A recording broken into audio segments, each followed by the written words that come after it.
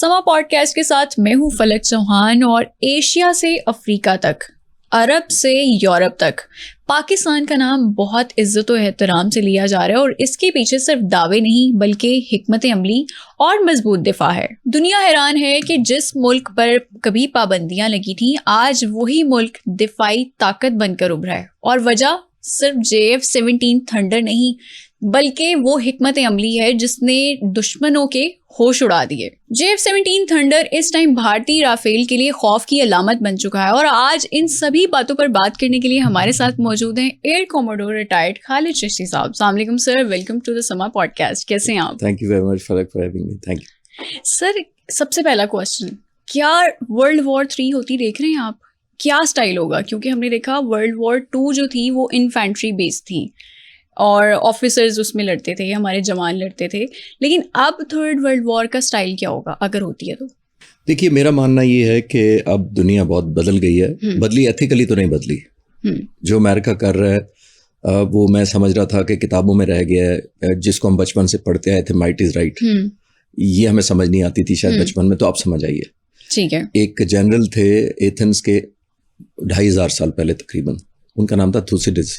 انہوں نے وار کو ایکسپلین کیا تھا 2500 سال پہلے۔ میں سمجھتا تھا کتابوں میں ہی ہے، تھیوری میں رہ گئی ہے، لیکن اب 2500 سال بعد بھی کتنی ریلیونٹ ہے وہ میں بتا دیتا ہوں۔ انہوں نے کہا تھا the strong must do what he can and the weak must suffer what he should. Okay, جس کا مطلب ہے کہ جو طاقتور ہے وہ کر گزرے، جو کمزور ہے اس نے برداشت کرنا ہے۔ تو میں سمجھ رہا تھا یہ ہم تھیوری پڑھاتے ہیں، لیکن مجھے لگا کہ نہیں، آج بھی ریلیونٹ ہے وہ۔ تو اب جو جنگیں آنے والی ہوں گی وہ سٹیل ورسز سٹیل نہیں ہوگا، بلٹ ورسز بلٹ نہیں ہوگا، بوم ورسز بوم نہیں ہوگا، جیٹ ورسز جیٹ نہیں ہوگا۔ ٹھیک ہے، ایک انوائرمنٹ ایسا کریٹ کر دیا جائے گا آپ کے ارد گرد، آپ کی ول ٹو فائٹ کو فائٹ کیا جائے گا کیپیسٹی سے زیادہ، ٹھیک ہے، اس پہ فوکس کیا جائے گا۔ اگر ہم جو آج کل ویسے یہ بھی سن رہے ہیں کہ کوئی ملک نیوکلیر اٹیک بھی کر سکتا ہے اپنے دشمن ملک پہ، کیونکہ ایک آپ نے سوشل میڈیا پہ خبر بھی دیکھی ہوگی، ڈومز ڈے۔ جی، یہ ذرا بتا دیں ڈومز ڈے ہے کہ ہمارے ناظرین کو آج کل بہت ہائپ ہے اس کی۔ ڈومز ڈے یہ فلک کے بنیادی طور پہ کہ ایئر بورن پلیٹ فارم ہے، ایک جہاز ہے، ٹھیک ہے، جو بنیادی طور پر کہا یہ جاتا ہے، کیونکہ اس کا ڈیٹا تو نہیں اس طرح دیا جاتا، بٹ یہ سمجھے airborne command and control centre ہوگا in case of a nuclear war. ٹھیک ہے، یعنی پریزیڈنٹ یا ہیڈز آف اسٹیٹ جو ٹاپ ڈیسیژن میکرز ہیں وہ ایئر بورن ہو جائیں گے۔ زمین پر اگر دھماکے ہو جاتے ہیں، بم پھٹ جاتے ہیں، نیوکلیئر ہو جاتا ہے، اگر کوئی بچتا ہے یا نہیں بچتا ہے ایک علیحدہ سوال ہے، لیکن یہ ہوا میں ایک پلیٹ فارم ہوگا جس کی سروائیویبلٹی از دا مین کوشچن۔ ٹھیک ہے، اور یہ ایک صرف امریکہ کے پاس ہے اور ایک رشیا کے پاس ہے، تو اس کو کہا جاتا ہے ڈومز ڈے کا مطلب جب کچھ نہیں بچے گا تو یہ جہاز بچے گا جب ہوا میں ہوگا۔ یہ جہازوں کی بات ہو رہی ہے، JF-17 تھنڈر، یہ بھارتی رافیل کی میں خوف کی علامت کیوں بن گیا ہے؟ یہ ذرا بتا دیں، کیونکہ ہم نے دیکھا ہے 11 ممالک کے ساتھ ہمارے معاہدے بھی ہو چکے ہیں، تو تھوڑا سا بتائیں JF-17 تھنڈر کیوں لوگ خرید رہے ہیں، کیوں ممالک خرید رہے ہیں؟ اس کا فرق یہ ہے کہ بنیادی طور پر ظاہر ہے جب ایک فائٹر جہاز کوئی ملک بناتا ہے، اس صورت میں پاکستان نے بنایا، تو دیکھیے یہ صرف فائٹر جہاز نہیں ہوتا، ٹھیک ہے، یہ ایک ڈگری آف سیلف ایشورنس ہوتی ہے، ایک اپنے آپ پہ اعتماد ہوتا ہے، آپ کی انڈسٹری کا ٹرسٹ ہوتا ہے جو ملک بناتا ہے، آپ کو خود اعتمادی دیتا ہے بنیادی طور پر ایک جہاز، کیونکہ اگر آپ پر سینکشنز رہی ہیں جو کہ ہم پر رہی ہیں اور کئی دفعہ میں بات کر چکا ہوں، تو وہ پھر آپ کو افیکٹ کرتی ہیں ایسے کرٹیکل ٹائم پہ جب جنگ لگنے والی ہو، آپ کے اسپیئر پارٹس روک لیے جائیں، آپ کی اپ ڈیٹس روک لیے جائیں، آپ کی مینٹیننس روک لی جائے، تو آپ کی ڈپینڈنسی دوسرے ملکوں پر ہوتی ہے اور وہ پھر اس کو ایز اے ویپن یوز کرتے ہیں آپ کے خلاف۔ ٹھیک ہے، اوکے، جب آپ کی جہاز اپنا بنا لیتے ہیں تو آپ ظاہر کانفیڈنس گین کرتے ہیں، آپ کی ڈپینڈنسی کم ہو جاتی ہے۔ جیسے میں نے کہا ایک بات ہندوستان کا کیوں ہے، ظاہر ہے انڈیا ابھی تک جو جہاز بنانا چاہ رہا تھا 40 سال ہو گئے تیجاز کو، وہ صرف 40 سالوں میں 40 جہاز ہیں ان کے پاس، ان میں سے ایک بھی کریش بھی ہو گیا دبئی ایئر شو میں۔ ہاں، اس جنگ میں مئی میں 40 سال بعد بھی اس جہاز کو امپلوائے نہیں کر سکے، گڈ ول نہیں بنا سکے۔ وہ گڈ ول اس لیے نہیں بنا سکے کہ انڈین ایئر فورس کا اپنا ہی ٹرسٹ اس جہاز پہ نہیں ہے، کیونکہ انڈین ایئر فورس خود نہیں بنا رہی۔ ٹھیک ہے، JF-17 تھنڈر پاک فضائیہ خود بنا رہی ہے پچھلے 30 سالوں سے، تو جو ٹرسٹ ان کو چاہیے تھا اپنی ایئر فورس کا تیجاس کو، وہ نہیں لے سکے۔ انڈین ایئر فورس چیف خود کہتے ہیں کہ مجھے اس کمپنی پر، ہندوستان ایروناٹیکل لمیٹڈ پر اعتبار نہیں ہے۔ پھر وہ خود کہتے ہیں technology delayed is technology denied, وہ خود کہتے ہیں. ٹھیک ہے. پھر وہ خود کہتی ہے انڈین ایئر فورس کہ ہمیں ایک پولیٹیکل پروڈکٹ نہیں چاہیے تھا, ہمیں ایک فائٹر جیٹ چاہیے تھا. پولیٹیکل پروڈکٹ کا مطلب یہ ہے جو سینکشنز لگی ہوں, حکومت کی طرف سے اپروول نہ ہو, بجٹ بیوروکریسی ہو, ریڈ ٹیپزم ہو, ہمیں ٹائم پہ نہ فنڈز ملتے ہیں اس کمپنی کو بنانے کے لیے اور نہ ان کو جہاز ملتے ہیں. آپ نے اعتبار کی بات کی ہے, اعتبار تو رافیل پہ بھی بہت تھا انڈین ایئر فورس کا. جی. تو ہمارا پھر ایک اور 6-0 والا بہت ہمارا ایک ڈائلاگ ہٹ ہوا تھا. یہ اعتبار کی بات کر رہے ہیں, رافیل کا بھی بتا دیں غلطی کس کی تھی, کیونکہ فرانسیسی کمپنی نہیں مان رہی ہے کہ ہمارے رافیل جہاز میں کوئی غلطی نہیں تھی. دیکھیے فلپ, میں ایک بات ریپیٹ کر دیتا ہوں, معذرت اگر ویورز نے آپ پہلے دیکھی ہو. دیکھیے میں کوئی جنگ کے فوراً بعد کینیڈا امریکہ گیا تھا کچھ لیکچرز ٹاک شوز کے لیے, تو وہاں ایک انڈین جرنلسٹ تھے, سکھ اوریجن کے مذہب کے اور کینیڈین تھے. انہوں نے مجھ سے یہی پوچھا تھا کہ کیا ہوا رافیل کا. تو میں نے ان سے یہ کہا تھا کہ دیکھیں رافیل بہت زبردست پلیٹ فارم ہے. یہ میں کہتا ہوں کہ ابھی بھی one of the very good aircraft ہے. ٹھیک ہے. امپلائمنٹ کا چکر ہے, غلطی ہوئی, انہوں نے اس طرح استعمال کرنا تھا. میں آج بھی کہتا ہوں, میں اکثر لوگوں کو مثال دیتا ہوں کہ اگر مجھے اس مائک کی سیٹنگ نہیں آتی, ان لائٹوں کو سیٹ نہیں کرنا آتا اسٹوڈیو میں, تو آپ میرے حوالے کر دیں اگر, تو میں ایسی پکچر جو اب جائے گی آپ کے چینل کے توسط سے وہ پہنچا سکتا ہوں, یا ایسی آواز جو لوگوں کو پہنچا سکتا ہوں, اور جواب نہیں. کیونکہ اس کی امپلائمنٹ بڑا ضروری ہے, اس کو رکھ لینا ضروری نہیں ہے کہ یہ میرے پاس بھی اکوپمنٹ آ گیا. مجھے جاننا چاہیے کہ میں نے اس کو استعمال کیسے کرنا ہے, تبھی لوگ ہمیں ایسا دیکھ پائیں گے جیسا وہ دیکھ پا رہے ہیں. تو آئی تھنک سادہ کام ہے. غلطیاں ہوئیں ان سے, ان کی ٹریننگ فالٹی ہے, ان کی انٹیگریشن نہیں تھی. انہوں نے اسٹینڈ لون سارے ویپن سسٹم ضرور اڑائے. ٹھیک ہے. اسٹینڈ لون کا مطلب ہے کہ آئیڈیل ہے ہر چیز, ان سب کو انٹیگریٹ کر کے ہماری ویڈیو اور تصویریں جا رہی ہیں. اگر آپ ان کو انٹیگریٹ نہیں کریں گے اکوپمنٹ کو, تو آپ وہ ڈیلیور نہیں کر پائیں گے. پاک فضائیہ نے کیا کیا, لنک 17 ایک ڈیولپ کیا لوکل پاکستان میں الحمدللہ, جس پہ ہماری کسی فورن کنٹری پر ڈپینڈنسی نہیں تھی. ہم نے تمام پلیٹ فارمز کا مطلب یہ ہے زمین پر air defence controller, radars, missiles بیٹھے ہوئے آپریٹر جتنے ہوتے ہیں, ہوا میں فائٹر جہاز, airborne early warning, satellite سے پکچر لے کے زمین پہ جو پائلٹوں کو اپڈیٹ کر رہا ہے, سائبر ایئر کمانڈ جو تھی, یہ سارے ون ٹیم کی طرح لڑ رہے تھے, جیسے آپ کا اسٹوڈیو ون ٹیم کی طرح کام کر رہا ہے. ہاں بالکل. ایک چیز مس کر دیں, اس کی آواز بند کر دیں صرف, تو آپ کے ویورز بہتر سمجھ پائیں گے کہ میں کیا سمجھانے کی کوشش کر رہا ہوں. کہ دیکھیے یہ انٹیگریشن آج کل بڑی ضروری ہے. اکوپمنٹ خرید لینا کچھ نہیں ہوتا, اس کی امپلائمنٹ بڑا ضروری ہوتی ہے. سر JF-17 بلاک 3 میں ایسا کیا ہے جو دشمن ایئر ڈیفنس کو اندھا کر سکتا ہے؟ دیکھیے اندھا تو کوئی بھی نہیں کرتا. اچھا. آپ نے اوور آل ایک سچویشنل اویئرنیس کو ڈی گریڈ کرنا ہوتا ہے. ڈی گریڈ کا مطلب ہے کہ آپ اپنا دشمن پر اس طرح سے حملہ آور ہوں اور اتنے طریقوں سے ہوں اور اتنے سرپرائز کے ساتھ ہوں کہ وہ اپنے اوپر اعتماد کھو بیٹھے. اچھا. میں آپ کو ویژلائز کرنے کی کوشش کرتا ہوں کہ اگر میری یہاں پہ مجھے کوئی آواز سنائی نہ دے, مجھے یہاں پہ اسٹوڈیو آپ کا دھندلا نظر آنا شروع ہو جائے, مجھے کوئی آواز دے تو وہ دیر بعد میرے پاس آئے, کسی شور کے ساتھ آئے, کسی ایکو کے ساتھ آئے. اگر اس طرح کا انوائرمنٹ ہو جائے تو میں یہاں ٹاک بھی نہیں کر سکتا, جہاز بھی نہیں اڑا سکتا. یعنی آپ سچویشنل اویئرنیس جب دشمن کی ڈیگریڈ کر دیتے ہیں تو آپ ایک ایسا فیوریبل ایڈوانٹیج اپنے حق میں لے لیتے ہیں کہ ویپن سسٹم کی جو ورتھ, وقت, لیتھیلٹی ہوتی ہے وہ کمپرومائز ہو جاتی ہے, بیکاز اڑانے والے کی ہو گئی ہے. ہاں ٹھیک ہے. تو JF-17 تھنڈر مستقبل میں آپ کو لگتا ہے کہ اسٹیلتھ فائٹر کو بھی چیلنج کر سکتا ہے؟ نہیں, اسٹیلتھ اور کیٹیگری ہے, ہم اس کو اسٹیلتھ کیٹیگری کے طور پہ بنا نہیں رہے. اچھا. جب ایک چیز آپ مینوفیکچر کرتے ہیں تو آپ اپنے آپ کو بتاتے ہیں کہ ہم کس کیٹیگری میں ہوں گے. ٹھیک ہے. ابھی یہ جہاز 4.5 جنریشن ہے, جس کا مطلب ہے یہ مختلف جنریشنز ہوتی ہیں. بالکل. سیکنڈ ورلڈ وار سے لے کر فرسٹ جنریشن آئی, پھر سیکنڈ جنریشن آئی جو روڈیمنٹری ریڈارز لگے, پھر ویژول رینج میزائلز آئے, بیونڈ ویژول نہیں ویژول رینج میزائل آئے, وہ تھی تقریباً تھرڈ جنریشن. پھر فورتھ جنریشن آئی جس میں بیونڈ ویژول رینج بھی آ گئے, اس طرح کے ریڈار بھی آ گئے جو اس میں لگا ہوا ہے. پھر 4.5 اور ففتھ جنریشن جو ہوتا ہے وہ اسٹیلتھ ٹیکنالوجی کی طرف کاؤنٹ ہوتا ہے. ٹھیک ہے. لیکن ہم نے دیکھا کہ خالد صاحب جو JF-17 تھنڈر ہے 4 جنریشن کی بات کر رہی ہوں, رافیل 5th جنریشن کو بھی ہم نے مات دی تھی. دیکھیے ابھی ایک سعودی عرب ایکسرسائز ہو رہی ہے, دا اسپیئر آف وکٹری. پاک فضائیہ کے F-16 اس میں گئے ہوئے ہیں. تو کل میں ایک ٹی وی پہ تھا, ایک چینل نے یہ سوال کیا مجھ سے کہ اب کون کون سے جہاز حصہ لے رہے ہیں. تو میں نے ان کو جب کہا تو وہ اسمائل آئی, اور میں نے کہا کہ یہ ہمارے F-16 جا رہے ہیں, 15 سعودی عرب کے ہیں, امریکہ بھی پارٹیسپیٹ کر رہا ہے, UAE ہے, اٹلی air force Eurofighter Typhoon کے ساتھ آ رہی ہے. تو میں نے ان سے کہا کہ رافیل بھی آ رہے ہیں. اچھا. تو وہ کیوریوسٹی ہوئی, تو میں نے کہا نہیں, رافیل اس وقت انڈین پائلٹ نہیں اڑائیں گے, فرینچ پائلٹ اڑائیں گے. بالکل, پائلٹس کا بڑا میٹر کرتا ہے. خالد صاحب, میرا اگلا سوال یہی ہوگا کہ JF-17 تھنڈر اس ٹائم آپ کیسے دیکھتے ہیں کہ وہ, ہم خواجہ آصف نے یہی کہا ہے کہ IMF کا قرضہ بھی اتار سکتے ہیں, تو کیا ہم نے خود کفالت حاصل کر لی ہے JF-17 تھنڈر کی وجہ سے؟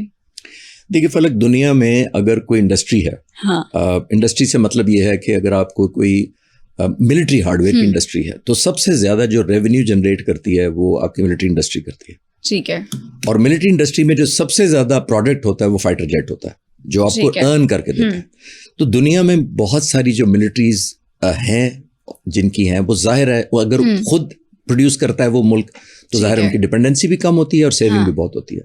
فائٹر جیٹ کا سب سے زیادہ, دیکھیے فائٹر جیٹ آپ ایک مشین نہیں ہوتی, یہ آپ نے دوسرے ملک کو ایک اعتماد بیچنا ہوتا ہے, ایک سیلف ایشورنس بیچنی ہوتی ہے, ایک سوورینٹی بیچنی ہوتی ہے. ٹھیک ہے.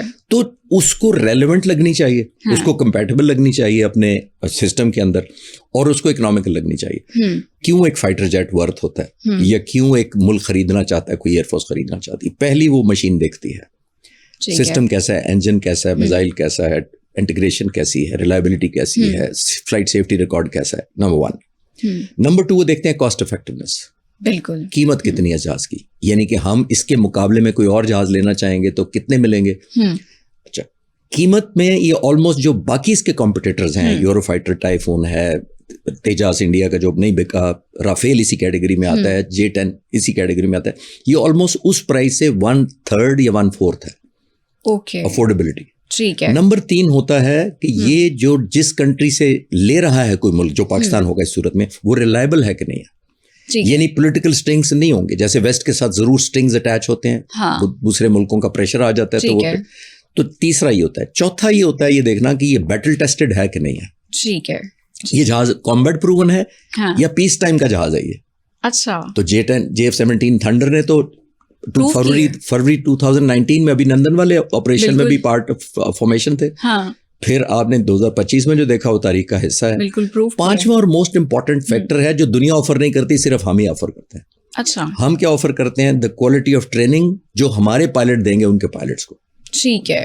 دیکھیے یہ سب سے زیادہ ہمیں جو کانفیڈنس اور شکر گزار ہونا چاہیے اللہ تعالیٰ کا. اور میں تمام جو اس پروجیکٹ کے ساتھ اٹیچ رہے ہیں JF-17 تھنڈر کے آج تک 30 سالوں میں, تمام پروجیکٹ ہیڈز, جو engineers, technician, air force chiefs, سب کو کریڈٹ دوں گا کہ انہوں نے بڑی پرسویشن سے پروجیکٹ کیا, کیونکہ ان میں رکاوٹیں بڑی کھڑی کی جاتی ہیں. آپ کو کوئی بنانے نہیں دیتا فائٹر جیٹ. ایک بات, ایک بڑی امپورٹنٹ بات, دنیا میں تقریباً 200 ملک ہیں, 200 جھنڈے, 200 ایئر اسپیسز, 15 ملک صرف فائٹر جیٹ بناتے ہیں 200 میں سے. سر ماضی میں تو پاکستان کا یہ حال تھا کہ F-16 ہمارے ہوتے ہوئے بھی ہمیں اجازت نہیں ہوتی تھی اس کو استعمال کرنے کی. ایگزیکٹلی. نہیں, اسپیئر پارٹس کی ڈینائی کر دی گئی. اور ایکسپورٹ کرنے, بنانے والے 15 ہیں, ایکسپورٹ کرنے والے کوئی 7 یا 8 ہیں ملک دنیا میں. ٹھیک ہے. تو اس وجہ سے دنیا نہیں چاہتی, جو آپ کہہ رہی تھی نا کہ ہمیں یہ بہت بڑا ایک بوسٹ ملے گا. تو دیکھیے جب آپ ایک JF-17 تھنڈر جن کو بھی آپ نے بیچے ہیں, آپ نے کس کی مارکیٹ چھین لی ہے؟ ویسٹ کی. بالکل. کیونکہ سارے ویسٹ ہے, یا چائنا یا رشیا یا ویسٹ, اور کوئی ملک نہیں بنا رہے. تو جب آپ ایک فائٹر مارکیٹ میں لے کے جاتے ہیں تو اس کا مطلب ہے کہ آپ نے کسی اور کی مارکیٹ کو روکا ہے. ٹھیک ہے. تو یہ بہت بڑا چیلنج نہ صرف پاک فضائیہ کے لیے ہے بلکہ تھا اور آج بھی ہے. جب آپ ایک پینیٹریٹ کرتے ہیں اور بڑا لانگ مہینوں پروسیس چلتا ہے. جیسے میں بنگلہ دیش کا آپ کو ایک مثال دے دیتا ہوں. بنگلہ دیش کے ساتھ ہمارے ابھی جو ان کے ایئر فورس چیف آئے تھے پچھلے ہفتے, وہ پہلی ملاقات تو نہیں تھی. ہمارے ایئر چیف دبئی ایئر شو میں بڑی لانگ میٹنگ ہوئی ان کے ساتھ, پہلی دفعہ وہی 6-7 مہینوں سے وہ ان کے ساتھ انگیج تھے. تو یہ ایسے نہیں ہوتا کہ آپ گئے اور بس آپ نے ڈیسائیڈ کیا کہ آج ہم ایگریمنٹ کر رہے ہیں اور واک آؤٹ کیا. بڑی اسٹڈی ہوتی ہے, ویلیویشن ہوتی ہے, 5 کرائٹیریا جو میں نے آپ کو عرض کیے وہ اس کے بعد یہ ڈیسیجن. سر 11 ممالک کی خبریں آ رہی ہیں کہ 11 ممالک کے ساتھ معاہدے ہو چکے ہیں JF-17 تھنڈر کے. سعودی عرب بھی اس میں شامل ہے. آپ کے پاس کیا خبریں ہیں کہ کن ممالک کے ساتھ ابھی تک معاہدے ہو چکے ہیں اور کن کے ساتھ پینڈنگ ہیں؟ سعودی عرب کا تو میں نے اپنی ڈاکومنٹری کے سلسلے میں میں ریچ آؤٹ کیا تھا پاک فضائیہ کی ٹاپ لیڈرشپ سے, تو مجھے کنفرم کیا گیا کہ سعودی عرب کی خبر غلط ہے. اچھا جی, اس میں کوئی حقیقت نہیں ایز آف ٹوڈے. ایک بات, جو ممالک کا آپ کہہ رہی ہیں وہ بہت سارے ملک ہمارے ساتھ انگیجڈ ہیں. 3 ملکوں کو ڈیلیور ہو چکے ہیں ہم جانتے ہیں, میانمار ہے, الجیریا ہے, ان ملکوں کو ہم دے چکے ہیں. ٹھیک ہے. باقی ملکوں کے ساتھ بات چیت چل رہی ہے. سعودی عرب بہت انٹرسٹڈ ہے. ابھی فیلڈ مارشل کا وزٹ ہوا تھا, آپ نے نوٹ کیا تھا لیبیا کا, اس میں بہت بڑی ڈیل ہوئی ہے, وہ ایک لانگ پروسیس ہے ان کو ٹریننگ دینے کا. اچھا ایک اور بات میں کوشچن یہاں پہ ضرور آپ کے چینل کے توسط سے کرتا چلوں کہ ہمیں اوور ایکسائٹمنٹ اس لیے نہیں دکھانی ہوتی اور یا نہیں دکھانی چاہیے, یہ میرا ماننا ہے کہ دیکھیے ہم ابھی بھی 42% چائنا پہ ڈیپینڈنٹ ہے, 58% ہم یہاں کرتے ہیں. اچھا انجن ابھی بھی رشیا کا ہے, آلدو اچھی خبر یہ ہے کہ ہم نے انجن چائنا نے بنا لیا ہوا ہے اس کو آلٹرنیٹ, تو ہم ہماری ڈیپینڈنسی رشیا پر ختم ہو جائے گی, زیادہ چائنا پر رہے گی. اچھا لیکن ابھی بھی ہم را مٹیریل الیکٹرانک اور کچھ چیزوں پہ ڈیپینڈنٹ ہوتے ہیں آؤٹ سائڈ پاکستان. جب آپ یہ کہتے ہیں نا کہ ہم بڑے امیر ہونے والے ہیں چند مہینوں میں, تو پھر وہ الارم بجنے ہیں ان کمپنیوں کے لیے, نظر لگ جاتی نظر پھر وہ کہتے ہیں کہ آپ کو پتہ بڑے پیسے آ گئے ہیں, ہمارے پیسے دیں, یا یہ چائے آپ اتنے کی پہلے دیتے تھے اب اتنے کی ملے گی اب آپ کو, تو وہ ریٹ بڑھا دیتے ہیں. تو ہمیں کیئرفل بھی رہنا چاہیے, اوور ہائپ کریٹ بھی نہیں کرنی چاہیے. ٹھیک ہے ٹھیک ہے سر, ڈیفینس پیکٹ کی بھی بات کرتے چلیں, کیونکہ سعودی عرب اور پاکستان کا ڈیفینس پیکٹ جب ہوا تو ترکی بھی اس میں شامل ہونا چاہ رہا ہے. آپ اس ڈیفینس پیکٹ کو کیسے دیکھتے ہیں؟ دیکھیے as a student of strategy یا ایئر پاور میں تو بہت خوش ہوں گا. ٹھیک ہے. ٹرکی سے میری اپنی لگاؤ بہت ہے, میں نے وار کورس کیا ہوا ہے ٹرکش لینگویج سیکھ کے. ٹھیک ہے. تو وہ ٹرکش لینگویج جب میں کیا تو ان کے ساتھ بڑی میں لیول آف ایک کمفرٹ کہہ لیں یا ایک گڈ ول ہے میری اس ملک کے ساتھ بھی. بڑی امپورٹنٹ بات اس کے اندر فیکٹر ایکسٹرنل پلیئرز ہیں. دیکھیے یہ تو ہم نے دیکھ لیا جو پریزیڈنٹ ٹرمپ نے کیا کچھ عرصے سے, اب وہ نہیں رہا کہ میں اگر آپ کا دوست ہوں تو پرماننٹ رہوں گا اور اگر دشمن ہوں تو پرماننٹ رہوں گا. فلوئڈ ہے سچویشن, حالات کے ساتھ اب نیٹو کی مخالفت کوئی سوچ سکتا تھا ایک سال پہلے کہ نیٹو اور وہ آپس میں ایک قسم کا آلموسٹ کرائسس میں چلے جائیں گے؟ ایک بات تو یہ تو بہت آئیڈیل ہوگا کہ دیکھیے دو ملک اگر مجھے کوئی پوچھے مسلمان ملکوں میں سے جو ٹاپ ٹیکنالوجی میں ہے خاص طور پر military hardware fighter jets میں, وہ پاکستان اور ترکی. ٹھیک ہے. اگر یہ قریب آتے ہیں, سعودی عرب ریسورسز کے ساتھ مالا مال ہے, یہ انٹیگریشن تو آئیڈیل ہے. لیکن مجھے جو خوف ہے یا مجھے کوشچن لینا پڑتا ہے وہ اس وقت جب میں دیکھتا ہوں کہ ایکسٹرنل فورسز آپ کو نہیں کرنے دیتی, مکس نہیں ہونے دیتی اپنے ساتھ. ٹھیک ہے. وہ آپ کو قریب نہیں آنے دیتی ہیں, وہ آپ کو ٹوسٹ کرنا شروع کر دیتی ہیں, کوشچن شروع کر دیتی ہیں کہ اگر تم نے یہ کیا تو وہ نہیں یہ ہو جائے گا, اس کی وجہ سے لمیٹیشن آ جاتی ہے. تو خالد صاحب آپ کو لگتا ہے کہ تینوں ممالک ترکی, پاکستان اور سعودی عرب مل کر اسلامی نیٹو بنانا چاہ رہے ہیں؟ دیکھیے یہ تو نام سے بھی ویسٹ خوف زیادہ ہو جائے گا نا, کیونکہ وہ نہیں چاہیں گے کہ آپ سیلف سفیشینٹ ہو جائیں. دنیا تو ایک انڈیویجول ملک کو سیلف سفیشینٹ نہیں ہونے دیتی آج کل. ہمارا جیسے میں نے کہا یہ JF-17 تھنڈر کا اتنے چیلنجز کے بعد یہ جہاز بنا تھا, بیکاز چاہتی نہیں تھی دنیا کہ ہم انڈیپینڈنٹ اپنا ایک فائٹر جیٹ بنا لیں. تو واٹ ٹو ٹاک آف کہ کولیبریشن ہو جائے, ملٹری ہارڈ ویئر ایکسچینج ہو, ٹریننگ ایکسچینج ہو, اور ٹیکنالوجی ایک دوسرے کو ہم ٹرانسفر کریں. ترکی کے ساتھ ادروائز پاکستان کا بہت زبردست ریلیشن ہے, ملٹری ہارڈ ویئر کا بھی ہے, ہمارے پاس جو ڈرون ہیں, انمینڈ ایریل وہیکل ہے, لوئٹرنگ منیشن ہے, ہم نے ترکی سے بڑی مدد لی. لیکن اچھی خبر یہ ہے کہ ہم اب خود سب کچھ بنا رہے ہیں, اور جو ہندوستان کے 10 مئی کو ہم نے استعمال کیے تھے ہندوستان کے خلاف, جو میں پہلے بھی شاید آپ کے پروگرام میں کہا تھا کہ ہم نے 65 کی جنگ 17 دن سے زیادہ ٹنیج پھینکی تھی 5 گھنٹوں میں, ان میں سے 50% فائٹر جیٹس نے ڈراپ کیے تھے بومبنگ, اور 50% انمینڈ اور لوئٹرنگ منیشن اور کلر ڈرونز نے کیا. اچھا, اتنا بڑا ریشو ہے پاکستان نے. اور اچھی خبر جو میں آپ کے ویورز کے کہہ رہا ہوں وہ ہے آل میڈ ان پاکستان. ہاں بالکل, یہ سب سے بڑی چیز ہے.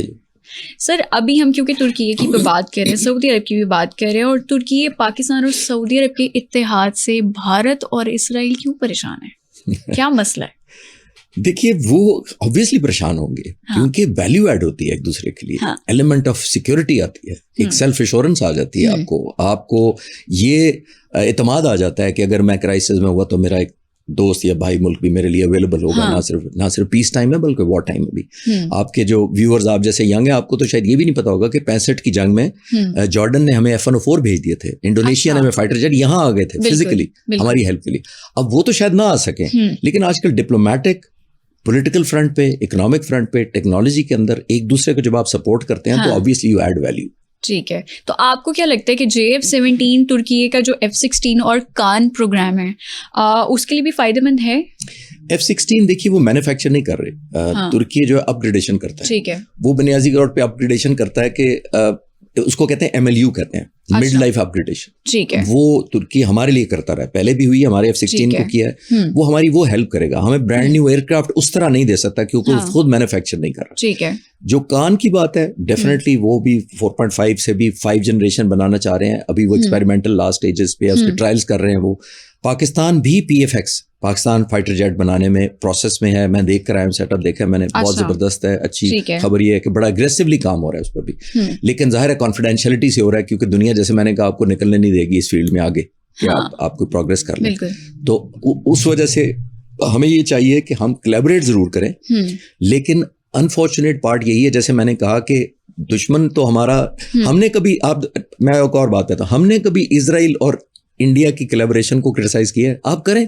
انہوں نے ڈرون نہیں پھینکے تھے ابھی مئی کے مہینے میں, تو وہ اپنی نیشنل انٹرسٹ میں کنورج کرتے ہیں. حالانکہ ایک چیز یاد رکھنی چاہیے کہ انڈیا اور اسرائیل میں کیا کامن ہے؟ نہ بارڈر کامن ہے, بالکل, نہ ریلیجن کامن ہے, نہ لینگویج کامن ہے. ایک چیز کامن ہے, دشمن, بالکل, پاکستان. تو پاکستان کے خلاف وہ ہر جگہ وہ کرتے ہیں کہ جہاں وہ کولیبریٹ کر سکیں وہ کرتے ہیں. ہمیں کوئی پریشانی نہیں, ہم نے اپنے پہ اعتماد کر کے کرنا چاہیے بجائے دوسروں پہ کڑتے رہنا چاہیے کہ وہ کیوں جڑ گئے ہیں, دونوں کیوں مل گئے ہیں. آپ اپنی کیپبلٹی ڈیولپ کریں جو الحمدللہ ہم کر رہے ہیں. ایران کے آج کل حالات بہت زیادہ خراب ہیں, ہم نے دیکھا بہت ساری خبریں بھی آ رہی ہیں وہاں پہ. آپ کو کیا لگتا ہے کہ ایران پاکستان کے ساتھ JF-17 تھنڈر کا معاہدہ کر سکتا ہے, اور کیا پاکستان پھر اس کو ڈیلیور کرے گا؟ یہ میں نے تقریباً جتنے سوال دیے اسی کے اندر چھپا ہوا ہے جواب. اچھا, میں علیحدہ نکال دیتا ہوں آپ کو. جواب یہ کہ دیکھیے فلک کہ ہماری نیشنل انٹرسٹ میں تو ڈیفینیٹلی ہوگا. ایک بردر کنٹری ہے, پاکستان جب مارز وجود میں آیا تھا سب سے پہلے ایران نے ہمیں تسلیم کیا, بالکل ٹھیک. ہم تو چاہیں گے اور ہم 100% چاہیں گے کہ آپ ایک بارڈر کے اوپر ایسی گڈ ول کریٹ کریں. دیکھیے جب آپ فائٹر جیٹ ایکسپورٹ کرتے ہیں یہ 30-40 سال کی پارٹنرشپ اناؤنس کرتے ہیں, آپ اسٹریٹجک پارٹنرشپ, ایک گڈ ول ڈیولپ کرتے ہیں, ڈیپینڈنسی کرتے ہیں, اسٹریٹجک کولیبریشن آپ ڈکلیئر کرتے ہیں. ایک بات, جب آپ دے دیتے ہیں جہاز تو آپ کا ایک ٹریڈ کھلتا ہے, چاہے ملٹری کا ہو, وہ بعد میں ایکسپینڈ کر کے اکنامک بھی ہو جاتا ہے, چاہے وہ نائجیریا ہو چاہے میانمار ہو. ٹھیک ہے, ٹھیک. تو ہم تو چاہیں گے, لیکن مسئلہ یہ ہے کہ ایران نسبتاً آئسولیٹڈ ہے as compare to the other countries جن کو ہم دے چکے ہیں.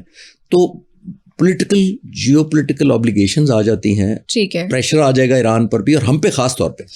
ایران تو ڈینائی کر سکتا ہے, ڈیفائی کر سکتا ہے, ہمارے اسٹیک زیادہ ہیں, ہم پر یہ پریشر آ جائے گا کہ اس ملک کو کیوں دینا ہے یا اس ملک کو کیوں دینا ہے. اور یہ ملک اس طرح جو بڑی فورسز ہوتی ہیں وہ آپ کو ڈائریکٹ تھریٹ نہیں کرتی, وہ آپ کو انڈائریکٹلی کسی اور اکنامک کوریڈور سے بلاک کریں گی, آپ کی ٹریڈ کر دیں گی. ٹیرف آپ نے مشہور لفظ ہو چکا ہے, تو وہ کچھ بھی کر سکتے ہیں.